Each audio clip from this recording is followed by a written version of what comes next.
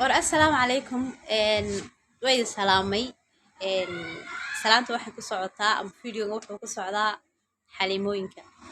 horto su'aasha la weydiinay waxay tahay maalmahan wax isqabsaday qaylada social media faaraxyaashii oo dhinac kale Moroccan soconaa iyo xaliimooyinka dhinac kale qaylna horto su'aasha la weydiinay waxa weyn xaliimooyinka faaraxyadan hadii Ilaahay idin dhaafiyay oo idin leeyahay waan sii soconaa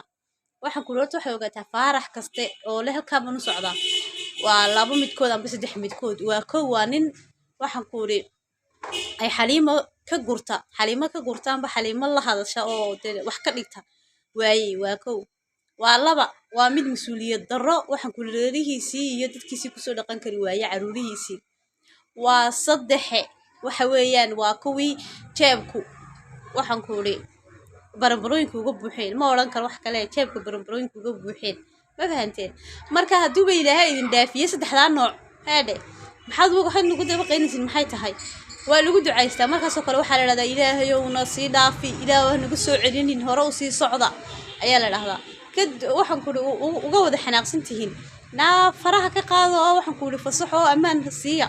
Ilaahay baa waxaan ku hore idin sii dhaafiyay alxamdulillah dhaw Ilaahay badal khayr qabadaha ونجد داعي عيارته واحد شيء كذا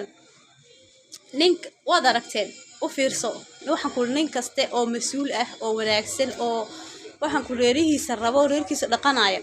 أنتم مالا صفر استحلي مراكان غير نعنا ولا ما يمرنا ما فهمتي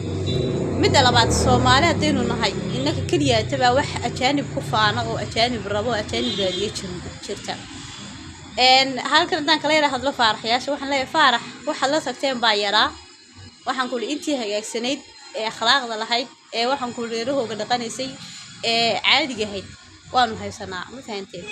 intiina waxaan ku bilaa faa'iidada ahayd hore u sii socda anagu xanaan ugu soo noqonina Ilaahay idin barakay meel aad ku sii socotiin ma fahanteen laakiin waxaad ogaataan waxa idin ka horeeya 4 cisho sanadkii hore amba 2 sano ka hor bay waxay ahayd هندي اسكو دباقة حيسين إمي كدربة أيضا waxaan ku xiliga sheekadan bilowday 10 cisho ka soo wada wareegin waa waxad bilowdeen lacag baa la iga dhacay ilaa waxaan ku limitihi waxatiin magaraysaa saan hore idin ku soo sheegay waxatiin dad jeebka xanuun kaga wada dhacay oo baranbarooyin loogu soo waxaan ku jeebka ugu buuxaan baa tihiin isla markiiba waxad bilowdeen 7 baan watay oo la tagay 5 baa la iga qaaday 2500 hodeel baan ku degay maxay haday waxa la igu yiri markii damana waxay ku goysaa shanta waxay ku goysaa gabadh garooba imikana waxba ma hayo meesha san cidla ku jooga safaaradii waxay ku tiri ninka lacagiina kaash ku bixiyay okay waxay noqotay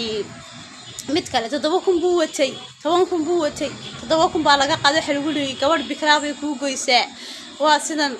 ilaa imikana wax ma hayo durbacabaadkiina waa soo bilaabmay 10 cisho marka xaliimooyinka waxa la xaliimooyin oo aynu noqon daawadayaasha dhigaha waaweyn leh indhaha buurbuuran leh aynu daawano ilaa halkay waxaan ku faaraxyaashu ka soo dhacaan